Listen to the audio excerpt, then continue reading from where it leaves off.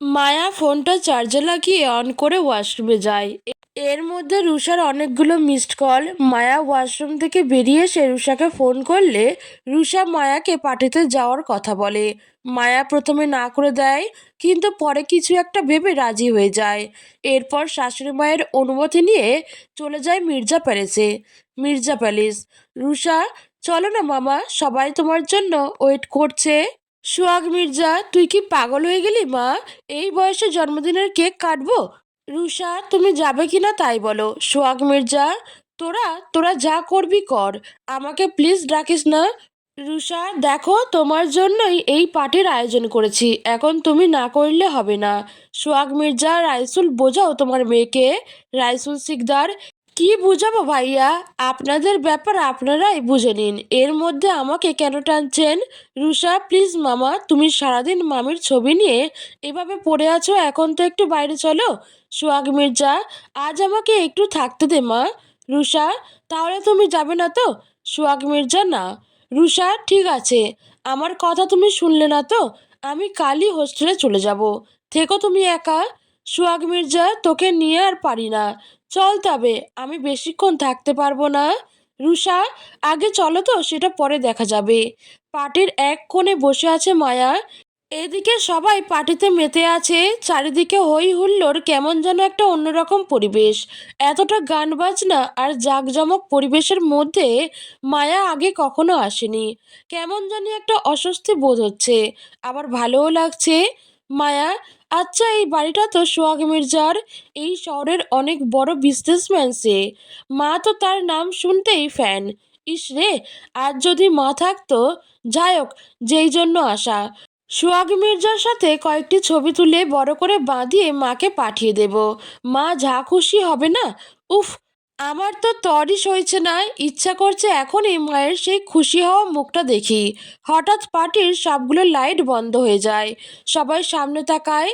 একটি আলো এসে সোহাগের উপরে পড়েছে। পুরো অনুষ্ঠানে সবার নজর সোহাগের দিকে। সোহাগ সিঁড়ি থেকে নামছে আর সবাই হাততালি দিচ্ছে। মায়াও সবার দেখা দেখি জোরে জোরে হাততালি দিতে থাকে। সোহাগ নিচে নেমে আসলে সবাই হাততালি বাজানো বন্ধ করে দেয়, আর মায়ার হাত এখনো তালি বাজিয়ে যাচ্ছে। সোহাগ আস্তে করে হেঁটে মায়ার কাছে এসে দাঁড়ায়। আলোটা গিয়ে সোহাগ আর মায়ার উপরে পড়ে। সবার দৃষ্টি এবার সোহাগ আর মায়ার দিকে। সোহাগের কেমন জানি মায়াকে খুব চেনা চেনা লাগছে, মনে হচ্ছে খুব কাছের আপন কোনো এক সত্তা। মায়ার মুখটাও যেন খুবই পরিচিত, একদম মীরার মতো তাকানোর অঙ্গিভঙ্গি, আর চোখটা হুবহু মীরার। সোহাগ মির্জা, কে তুমি? সাথে সাথেই পার্টির সবগুলো লাইট জ্বলে ওঠে। রুষা এসে মামার হাত ধরে বলে, রুষা, আরে মামা, এ আমার বেস্ট ফ্রেন্ড মায়া, এবার আসো তো, কেক কাটবে, সবাই সেই কখন থেকে ওয়েট করছে। রুষা সোহাগকে টেনে নিয়ে যায় কেকের কাছে, মায়াকেও ডাকে। রুষা, কি হলো মায়া, ওখানে দাঁড়িয়ে আছিস কেন, এদিকে আয়। মায়া এদিক ওদিক তাকিয়ে মিহিরকে কোথাও খুঁজে পায় না, তারপরে সে সোহাগের পাশে দাঁড়ায়। সোহাগ কেক কেটে অচেতনভাবে মায়ার মুখের কাছে ধরে। মায়া হাঁ করে যেই কেকের টুকরোটা মুখে দিতে যাবে, ওপাশ থেকে, রুষা, এ কি মামা, আমি তো এপাশে। সোহাগ মির্জা, ও সরি, ভুল হয়ে গেছে। সোহাগ রুষার মুখে কেকের টুকরোটা দিলে মায়ার মনটা খারাপ হয়ে যায়। মনে মনে ভাবে, রুষা কত ভাগ্যবতী যে কিনা বাবার সাথে মামার ভালোবাসাটাও পেয়েছে।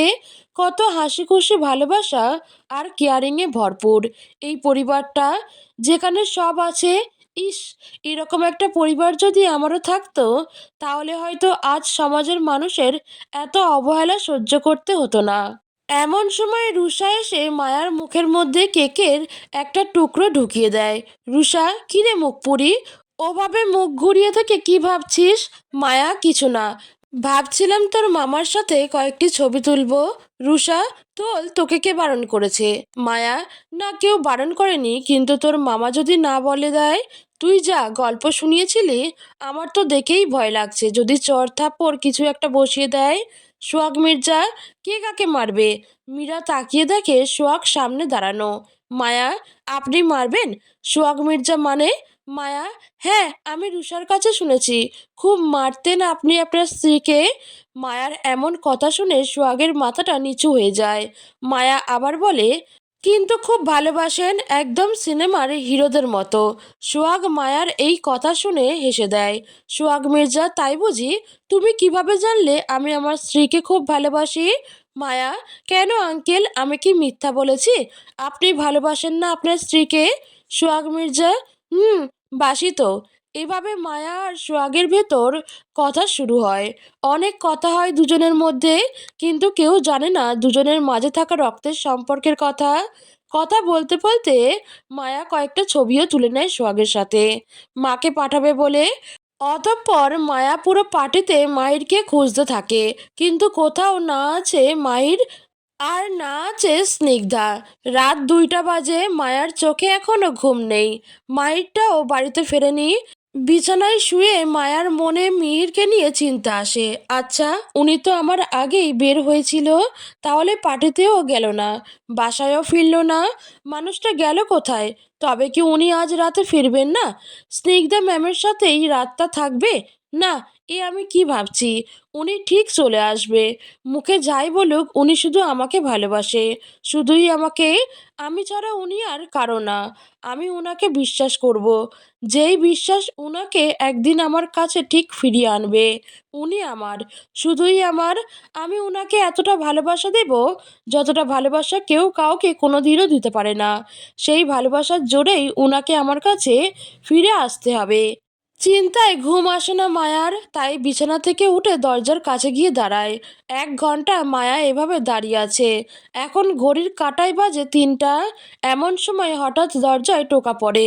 মায়া শব্দ শুনে দরজাটা খুলে দিতেই মাহির এসে মায়ার উপরে ঢুলে পড়তে যায়। মায়া মাহিরকে শক্ত করে ধরে। মায়া বলে, কি হয়েছে আপনার, এই রকম কেন করছেন? মাহির বিড়বিড় করে বলতে থাকে। মাহির, ও নষ্টা মেয়ে না, ও নষ্টা মেয়ে না। মায়া কিছু বুঝে উঠতে পারে না, মাহিরকে নিয়ে বিছানায় শুইয়ে দেয়। মাহিরের পায়ের জুতো খুলে শার্ট খুলতে যায়, তখন শার্টের পকেটে অনেকগুলো ছবি দেখতে পায়। ছবিগুলো আবির আর মায়ার। আজকের বিকেলে হাদিজ পার্কে দেখা করতে গেলেই কেউ হয়তো লুকিয়ে তুলেছে। মায়া মাহিরের গায়ে কম্বলটা টেনে দিয়ে আবিরকে ফোন দেয়। আবির, হ্যালো মায়া, কেমন আছো? মায়া, আপনাকে বলেছিলাম না আমার সাথে দ্বিতীয়বার যোগাযোগ রাখার চেষ্টা করবেন না, তারপরও কেন এমন করছেন? আবির, কি করেছি আমি? মায়া, কি করেছেন সেটা বুঝতে পারছেন না? আবির, না। মায়া, আজ বিকেলে আপনার সাথে আমি যখন দেখা করছিলাম, সেই সময়ে কাউকে দিয়ে আমার আর আপনার কথা বলার কিছু ছবি তুলিয়েছিলেন। আমার চরিত্র খারাপ প্রমাণ করতে চান? আবির, কি বলছো এসব? মায়া, ঠিকই বলছি। এত নিচে নেমে গেছেন আপনি? আবির, তোমার কোথাও বুঝতে ভুল হচ্ছে। মায়া, আমি এমন কিছুই করিনি। মায়া, মিথ্যা বলবেন না, আপনার সব চালাকি আমার জানা আছে। এইসব করলে কখনো আপনার জীবনে আমি ফিরে যাব না, শুনে রাখুন। বলেই ফোনটা কেটে দেয় মায়া। টুই টুই টুই। আবির, হ্যালো মায়া। মায়া, তুমি আমাকে ভুল বুঝলে মায়া। আমি এমন কিছুই করিনি যাতে তোমার অসম্মান হয়। আমি জানিও না কে এটা করেছে, তবে আমার মন বলছে সে ঠিকই করেছে। তোমার মতো একটা মেয়েকে কখনোই ডাক্তার মাহির খান ডিজার্ভ করে না। আবিরের সাথে কথা বলার পর মায়া পিছনে ঘুরে দেখে মাহির বসে আছে, নেশাগ্রস্ত অবস্থায় জিমাচ্ছে, আর মিটমিট করে চেয়ে মায়াকে হাতের ইশারায় কাছে ডাকছে। মায়া কাছে গিয়ে দাঁড়ালে মাহির একটানে মায়ার হাত ধরে টেনে নিজের কোলের উপর বসায়, তারপর থুতনিটা মায়ার ঘাড়ে রেখে বলে। মাহির বলে, ওই আবির চৌধুরী তোমার প্রেমিক তাই না? ওর সাথেই তোমার বিয়ে হওয়ার কথা ছিল, তুমি এখনো ওকেই ভালোবাসো? মায়া, এসব কি বলছেন আপনি? মাহির, আচ্ছা, আবির চৌধুরী তোমার কোথায় কোথায় ছুঁয়েছে? মায়া ভালো করে জানে মায়াকে কেউ ছুলে মাহির তা সহ্য করতে পারে না। কেউ যদি মায়ার হাত একবার ধরে, তাহলে মাহির নানান বাহানা খুঁজে মায়ার হাত 10বার ধরবে। কাল ডাক্তার নাহিদ কোলে তুলতে চেয়েছিল বলে বাড়ি এসে বসেছিল মায়াকে কোলে তুলবে বলে। মায়ার মনে এমন দুষ্টু বুদ্ধি খেলা করছে। মাহির বলে, কি হলো বলো, কোথায় কোথায় ছুঁয়েছে আবির চৌধুরী তোমাকে? মায়া মাহিরের হাতটি নিয়ে নিজের কপালে, গলায়, বুকে আর ঠোঁটে মাহিরের হাতের আঙুল ছোঁয়ায়। মায়া, এখানে এখানে এখানে এখানেও ছুঁয়েছে। মাহির, আমিও ছোবো? মায়ের হাত দিয়ে মায়ার কপালে, গলায়, বুকে আর ঠোঁটে আলতোভাবে ছুঁয়ে দিতে থাকে। মায়া এভাবে ছোঁয়নি। মায়ের তা কিভাবে ছুঁয়েছে? মায়া ঠোঁট দিয়ে। মায়ের ঠোঁট দিয়ে মায়ার কপালে, গলায়, বুকে আর ঠোঁটে গভীর পরশ এঁকে দেয়। মায়ের আর কোথায়? মায়া আর কোথাও না। আপনি ঘুমান এখন, কাল সকালে হসপিটালে যেতে হবে না? মায়ের বলে, তাহলে ঘুমাই। মায়ের শুয়ে পড়লে মায়া কম্বলটা টেনে দিয়ে মায়ের মাথায় হাত বুলিয়ে দেয়। তারপর যখন মায়ের ঘুমিয়ে যায় তখন বালিশটা নিয়ে সোফায় গিয়ে নিজেও ঘুমিয়ে পড়ে। সকালে মায়ের ঘুম ভাঙলে খেয়াল করে মাথাটা প্রচণ্ড আকারে ব্যথায় চিড়ে নিয়ে যাচ্ছে। দুই হাত দিয়ে মাথাটা চেপে ধরে মায়ের, আস্তে ধীরে উঠে বসে। তাকিয়ে দেখে মায়া লেমন শরবত নিয়ে সামনে দাঁড়ানো। শরবতটা মায়ের দিকে এগিয়ে দিয়ে মায়া মাহিরকে বলে, মায়া, এই শরবতটা খেয়ে নিন, ভালো লাগবে। মাহির মায়ার হাত থেকে শরবতটা নিয়ে মেঝেতে ছুঁড়ে ফেলে দেয়। মাহির বলে, সমস্যাটা কি তোমার? আর কতদিন বলবো সাত সকালে তোমার ওই মুখটা আমার দেখতে ভালো লাগে না? মায়া বলে, আমি তো। মায়ের বলে, তুমি কি?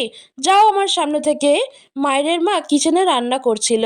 মায়ের ওভাবে শরবতের গ্লাস ছুঁড়ে ফেলে দেওয়ায় মায়ের মা মুফতি খান কাঁচ ভাঙার শব্দ শুনে ছুটে আসে। মুফতি খান বলে, কি হলো বৌমা, কিছু কি ভাঙলো? মায়া গিয়ে তার শাশুড়ি মাকে জড়িয়ে ধরে আর কাঁদতে থাকে। মায়া বলে, আপনার ছেলেটা খুব পচা মা, উনাকে বলুন না আমার সাথে যেন এমন না করে।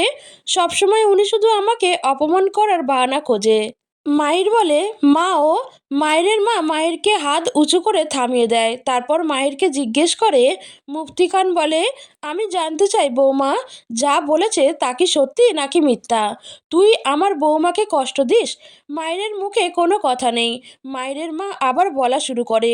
মুফতি খান বলে, তোকে কি আমরা এই শিক্ষা দিয়েছি যে বউয়ের সাথে একটু নম্র স্বরে কথা বলতে পারিস না? তুই তো আগে এমন ছিলি না মাহির। এখন কি তুই তোর শিক্ষা দীক্ষা সব কিছু ভুলে যাচ্ছিস?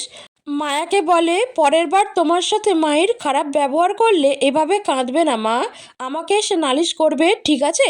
মায়া মাথা কাত করে হ্যাঁ বলে। তারপর মাহিরের মা মাহিরকে ফ্রেশ হয়ে নিচে যেতে বলে চলে যায়। মায়ের অগ্নি দৃষ্টিতে মায়ার দিকে তাকিয়ে থাকে। ওয়াশরুমে ঢোকে।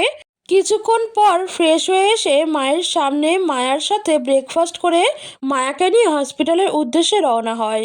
তারপর মাঝপথে গিয়ে মায়ের তার গাড়িটা থামিয়ে দিলে মায়া গাড়ি থেকে নেমে ইজি বাইকে উঠে হসপিটালে যায়। আর মায়ের যায় স্নিগ্ধার বাসায় স্নিগ্ধাকে নিয়ে হসপিটালে যাবে বলে, যা মায়ের প্রতিদিন করে। আজ শুক্রবার, মীরার ছুটির দিন। শীতের সকালে লেপের মধ্যে মুখ গুজে এখনও শুয়ে আছে মীরা আর ভাবছে সেই 20 বছর আগের দিনটার কথা, যে দিনটা সব কিছু ঠিক হয়ে গেছিল। না ছিল কোনো মান অভিমান আর না ছিল কোনো ভুল বোঝাবুঝি, ছিল শুধু একে অপরের প্রতি ভালোবাসা। রাইসুল দেশে ফেরার পর মা আর রাইসুলকে সোহাগ বলে দিয়েছিল মির্জা প্যালেসেই থাকতে হবে। এতে সোহাগও তার বোনকে মিস করবে না আর মীরাও তার মা ভাইকে মিস করবে না। তারপর হাসি, আনন্দ আর যত্নে ভরপুর একটা পরিবার, ভালোই চলছিল তাদের দিন। এত আনন্দের মাঝে কোথা থেকে যে কি হয়ে গেল, হয়তো সুখ বেশি দিন থাকে না, তাই এমনটা হয়েছে। অতীত, সেদিন মীরা প্রেগনেন্সির রিপোর্টটা নিয়ে হসপিটাল থেকে বের হয়েছিল। হসপিটালের সামনেই হাসানের সাথে দেখা। হাসান মীরাকে একা পেয়ে জোর করে তুলে নিয়ে যেতে চায়। মীরা কোনো মতে হাসানের কবল থেকে পালিয়ে আসে। আর পালানোর সময় রিপোর্টটা সেখানেই পড়ে যায়। মীরা ফিরে এসে সোহাগকে আর হাসানের কথা বলেনি, সোহাগ চিন্তা করবে বলে। দুদিন পর সোহাগের জন্মদিন, তাই মীরা ঠিক করে নেয় সোহাগকে সারপ্রাইজ পার্টি দেবে। সাথে এটাও বলবে, আমি আপনার সন্তানের মা হতে চলেছি সোহাগ মির্জা। কিন্তু পার্টির দিন হাসান এসে সব কিছু লণ্ডভণ্ড করে দেয়। হাসান নিজেকে দাবি করে মীরার সন্তানের বাবা হিসেবে। মীরা অনেকবার সোহাগকে বোঝায়, কিন্তু সোহাগ বোঝে না। সোহাগের শুধু একটাই কথা, তোমার প্রেগনেন্সির কথা আমায় আগে কেন জানাওনি? আর হাসানের কাছেই বা তোমার রিপোর্টটা গেল কিভাবে? নিজের স্ত্রী আর সন্তানকে অস্বীকার করে ওই বাইরের হাসানের কথায় গুরুত্ব বেশি দিয়েছিল সেদিন সোহাগ। সকলের সামনে মীরাকে করেছিল অপমান, দিয়েছিল অপবাদ।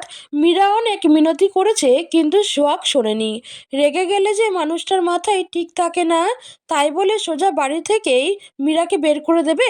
মীরা তো সোহাগের পায়ে পর্যন্ত পড়েছিল, বলেছিল আপনি ছাড়া আমি একদম নিঃস্ব, প্লিজ আমাকে একটু থাকতে দিন, আমি আপনার বাড়িতে কোনো এক কোণে পড়ে থাকবো, দিন শেষে শুধু আপনাকে দেখব, তবুও এভাবে তাড়িয়ে দেবেন না। সোহাগ মীরার কোনো কথাই শোনেনি, মীরাকে তাড়িয়ে দিয়ে দরজাটা বন্ধ করে দেয়।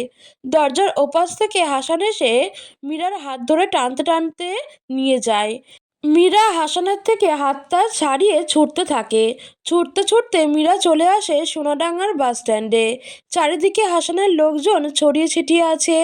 মীরা সবার চোখ এড়িয়ে খুলনা টু ঢাকার বাসটিতে উঠে পড়ে। বাস চলতে শুরু করে আর মীরার মধ্যে এক নির্বাক যন্ত্রণা ও ভয় কাজ করে। এমন সময়ে মীরার পাশের সিটে বসে থাকা যাত্রী নিরু আপা মীরার সাথে ঘটে যাওয়া সব ঘটনা শুনে ঢাকায় পৌঁছে মীরাকে তার আশ্রমে নিয়ে যায়। সেই আশ্রমে মীরা বৃদ্ধ মানুষদের সেবা করে কাটিয়ে দেয় জীবনের ১৯টা বছর। মীরার মেয়ে মায়া, যার কাছে মীরা তার সন্তানের বাবার পরিচয়টা গোপন রেখেছে। মীরা চায়নি মায়া জানুক তার বাবাকে। টেলিভিশনে যতবারই সোহাগের সাক্ষাৎ দেখতো, মীরা এক ধ্যানে সবকিছু ছেড়ে টেলিভিশনের সামনে পড়ে থাকতো, শুধু সোহাগের মুখটা দেখবে বলে। মায়া কিছু জিজ্ঞাসা করলে মীরা বলতো সে সোহাগের অনেক বড় ফ্যান। মায়াও যখন কোনো পত্রিকায় সোহাগের কোনো ফটো ছাপা হতো, সেই ফটো কেটে এনে মীরাকে গিফট করত। মীরার তখন ঠোঁটের কোণে এক চিলতে হাসি ফুটে উঠত, যা দেখে মায়ারও ভালো লাগতো। কিন্তু মায়াকে কখনো মীরা বুঝতেই দিত না সোহাগ আসলে তার বাবা। হঠাৎ একদিন আবির তার বাবা মাকে সাথে করে মায়ার জন্য বিয়ের প্রস্তাব নিয়ে আসে। মায়াও রাজি হয়। বিয়ের দিনক্ষণ সব ঠিকঠাক। মীরাও মেয়ে বিয়ে দেবে বলে খুব ধুমধাম করে আয়োজন করে। জীবনের সব পুঁজি খরচ করে ফেলে মেয়ের বিয়ের জন্য। বিয়ে পড়ানোর সময় যখন মেয়ের বাবার নাম জিজ্ঞাসা করা হয়, তখন মীরা চুপ থাকে, বলতে পারে না মায়ার বাবার নাম। উক্ত পরিস্থিতিতে সকলেই মীরাকে আবার অপবাদ দেয়। মায়াকেও সবাই বলে পিতৃ পরিচয়হীন একটি মেয়ে। আবিরকে তার বাবা মা নিয়ে যায় বিয়ের আসর ছেড়ে। তখন সবাই বলে মায়াকে কেউ বিয়ে করবে না, কেউ জড়াবে না মায়ার মতো মেয়ের সাথে সম্পর্কে। এমন সময়ে কোথা থেকে যেন শোয়েব খান আর তার স্ত্রী মুফতি খান এসে মীরাকে বলে মায়াকে তার পুত্রবধূ হিসেবে পেতে চায়। তারা নাকি মায়াকে অনেক আগে থেকেই চেনে। মায়া খুব ভালো মেয়ে, যার সাথে তাদের ছেলে মাহির খুব ভালো থাকবে। মাহিরকে তারা ফোন করে বিয়ের আসরে আনে। মাহির বাবা মায়ের সিদ্ধান্তে রাজি হয়ে বিয়ে করে নেয় মায়াকে। মীরা মাহিরকে বলেছিল, আমার মেয়েটাকে তুমি কখনো কষ্ট দিও না বাবা, ও ছোটবেলা থেকে বাবাকে পায়নি ঠিকই, কিন্তু আমি ওকে বাবা মা কোনো কিছুরই অভাব বুঝতে দিইনি। ওর দুইটা পরিচয়, এক ওর বাবাও আমি আর মাও আমি, দুই ও তোমার স্ত্রী। ওর মধ্যে ছেলে মানুষিতে ভরপুর, কিন্তু ভেতরটা একদম পরিষ্কার। ওকে তুমি একটু শিখিয়ে পড়িয়ে নিও। মীরা মাহিরকে আরও বলে, বাবা আমার মেয়েটাকে আমি একজন আদর্শ ডাক্তার হিসেবে দেখতে চেয়েছিলাম, কিন্তু দেখো আমার সেই স্বপ্নটা আজ পূরণ হলো না ঠিকই, তবে এমন একজনের হাতে ওকে তুলে দিচ্ছি যে খুলনার অনেক বড় একটা হসপিটালের ডাক্তার। মাহির তখন মীরাকে থামিয়ে বলে, আপনার মেয়ে যদি চায় তাহলে সেও একদিন ডাক্তার হবে, আমি নিজে ওকে সেই দিকটা সাপোর্ট করব। মাহিরের কথায় মীরা অনেকটা খুশি হয়। মাহির মায়াকে বিয়ে করে খুলনায় নিয়ে আসে। মায়া চলে যাবার পর মীরা একদম একা হয়ে যায়। মায়ার বিয়ের দিন মীরা মায়ার বাবার নাম না বলায় আশেপাশের মানুষও অনেক কথা বলা শুরু করে। মীরা পারে না এত অপমান সহ্য করতে, তাই সেখান থেকেও চলে আসে বরিশাল। এখানে এক পুরনো বান্ধবী রুমার সাহায্য নিয়ে একটা স্কুলে জব পায়। ছোট ছোট বাচ্চাদের স্কুলে থাকলে সারাদিন শাসন করে, আদর করে কাটিয়ে দেয়। আর রাতের সময়টুকু মাঝে মাঝে মায়ার সাথে ফোনে কথা হয়, না হলে টেলিভিশন দেখে কেটে যায়।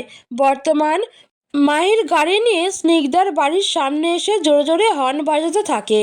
স্নিগ্ধা এসে গাড়িতে উঠলেই মাহির গাড়ি স্ট্যান্ড দেয়। স্নিগ্ধা, গুড মর্নিং জান। গুড মর্নিং বলেছি বলে তোমাকে আমি ন্যাকা ন্যাকা ভাবে বলে। মাহিরের কোনো প্রতিউত্তর না পেয়ে স্নিগ্ধা এবার রেগে যায়। স্নিগ্ধা বলে, কথা কানে যাচ্ছে না তোমার? স্নিগ্ধা মাহিরের শার্টের কলার ধরে নিজের সামনে টেনে আনে। স্নিগ্ধা বলে, ওই নষ্টা মেয়েটার জন্য তুমি আমার উপর এখনো রেগে আছো? মায়ের কিছু না বলেই গাড়িটা থামিয়ে দেয়।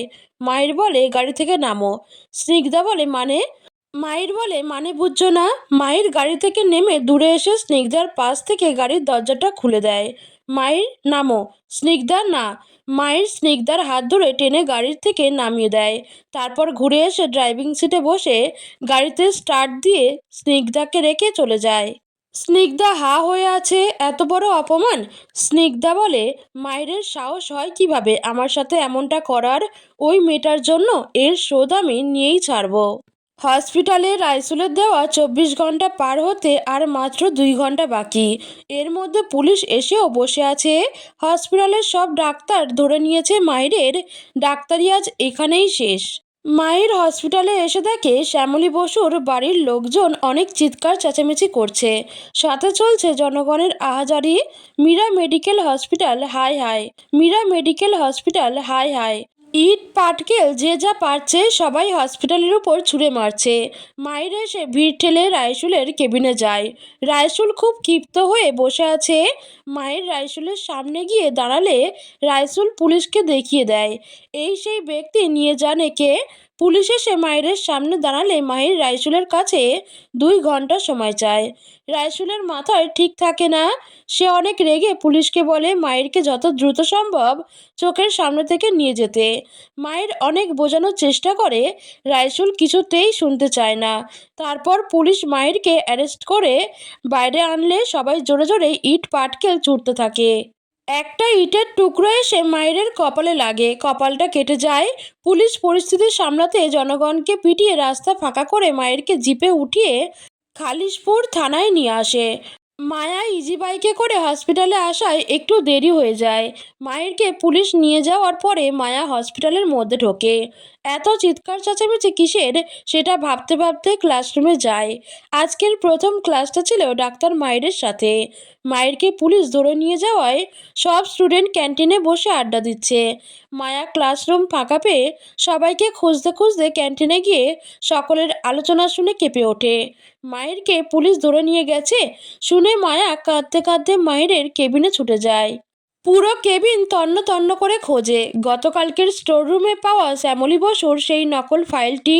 তারপর খেয়াল করে টেবিলের উপর গতকালের স্টোর রুমে পাওয়া সেই নকল ফাইলটি পড়ে আছে। মায়া আর কিছু না ভেবেই ফাইলটা নিয়ে হসপিটাল থেকে বেরিয়ে যায়। এমন সময় রাস্তায় বেরিয়ে তাড়াতাড়ি করে কোনো রিক্সা বা ইজি বাইক না পেয়ে দৌড়াতে থাকে। পুরো রাস্তা দৌড়াতে দৌড়াতে থানায় আসে। মায়া থানায় আসার পর খুব ক্লান্ত হয়ে যায়, জোরে জোরে নিঃশ্বাস নিতে থাকে। পাশে একটা পুলিশকে যেতে দেখে ডাক দেয়। মায়া বলে ভাইয়া শোনেন, এখানে ডাক্তার মায়েরকে ধরে এনে কোথায় রেখেছে বলতে পারেন? পুলিশটা মায়ার মাথায় থেকে পা পর্যন্ত তাকিয়ে দেখে মায়ার হাত পা কাঁপছে। পুলিশ বলে আপনি কে? মায়া বলে আমি ওনার। মায়া কি বলবে বুঝে উঠতে পারে না, আমতা আমতা করে যায়। পুলিশ বলে কি হলো বলুন, আপনি ওনার কে? মায়া আমি ওনার স্টুডেন্ট। পাশ থেকে মায়ের বাবা শোয়েব খান এসে বলে। শোয়েব খান বলে স্ত্রী? উনি ডাক্তার মাহির খানের স্ত্রী? পুলিশ বলে ও, আর আপনি? শোয়েব খান বলে আমি ডাক্তার মাহির খানের বাবা। পুলিশ আচ্ছা তাহলে ভেতরে আসুন দেখিয়ে দিচ্ছি বলে পুলিশটি সামনে আগাতে থাকে। মায়া সাহেব খানকে এখানে দেখে অবাক হয়, তাই জিজ্ঞাসা করে।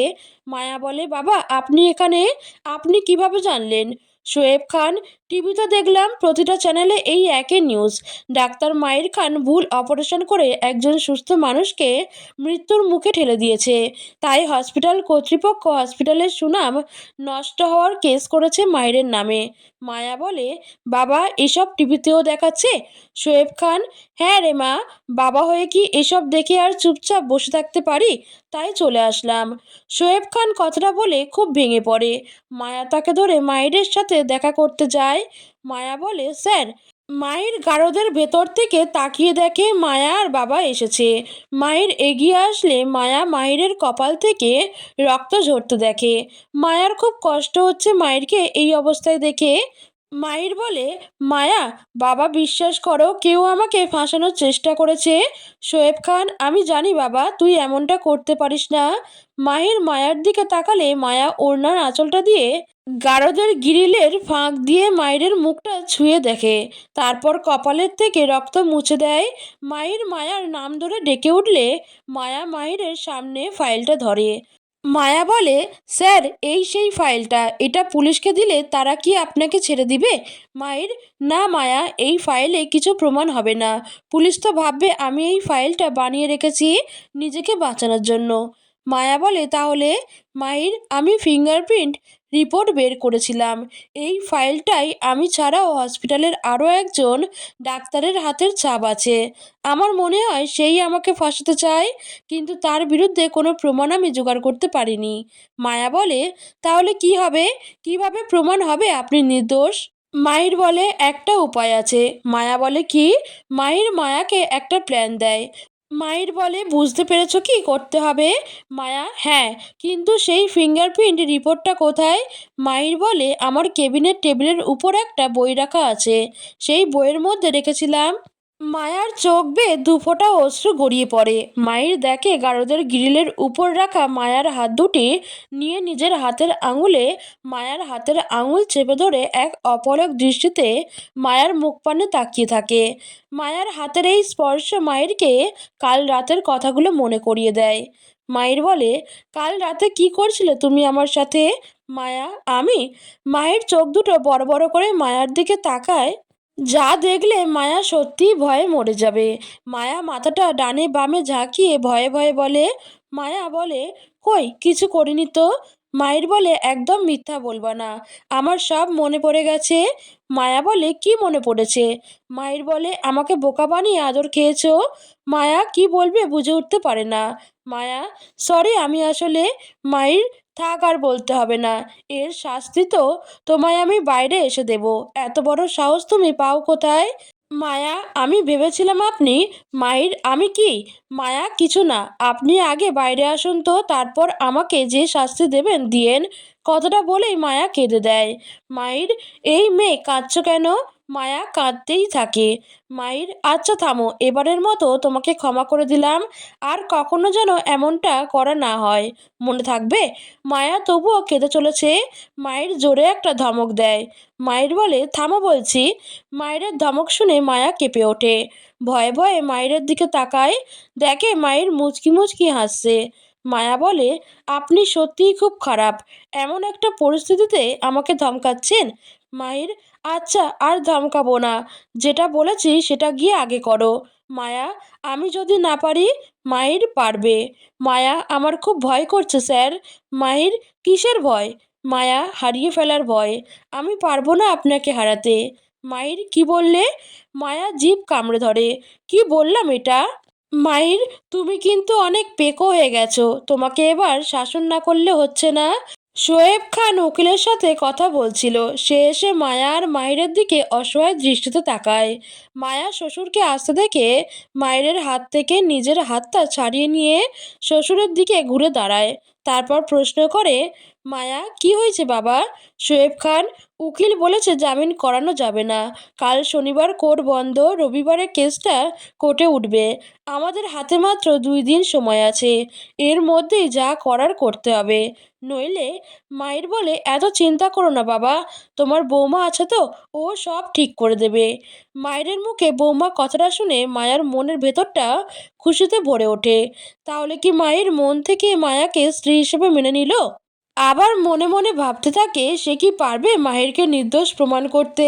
কিছুক্ষণ পর মায়া আর শোয়েব খান বাড়িতে আসে। মায়ার শাশুড়ি মা তখন সবজি কাটছে দুপুরে রান্না করার জন্য, সে কিছুই জানে না। মুফতি খান, কি গো, দুজন একসাথে কোথায় থেকে আসছো? বৌমা, আজ কি হসপিটালে যাওনি? এই, তুমিও অফিসে না গিয়ে বৌমাকে নিয়ে আজ আবার কোথা থেকে আসছো? তোমাদের এই অভ্যাসটা আর গেল না। মায়ের যদি জানতে পারে কি হবে জানো? ক্লাস ফাঁকি দিয়ে বৌমাকে নিয়ে তুমি আজও নিশ্চয়ই ফুচকা খাওয়াতে গিয়েছিলে। এসবের জন্যই ওদের দুজনের মাঝে মনোমালিন্য চলে। তোমার অন্তত এসব বোঝা উচিত ছিল। শোয়েব খান, মুফতি থামবে, সেই এসেছি ধরেই শুধু বক বক করে যাচ্ছ। মুফতি খান, আমি বকবক করছি? মায়া প্লিজ থামো না তোমরা। মায়া তার শাশুড়ি মায়ের কাছে গিয়ে সব খুলে বলে। স্নিগ্ধা বসে বসে টিভিতে মায়ের নিউজ দেখে চোখে পানি ফেলছে। নেয়া ঠাস করে ডাক্তার নাইদের গালে একটা থাপ্পড় বসিয়ে দেয়। মনা এসে নেয়াকে টেনে নিজের দিকে ঘুরিয়ে নেয়। মনা বলে, তোমার সাহস হয় কিভাবে আমার ছেলেদের গায়ে হাত তোলার?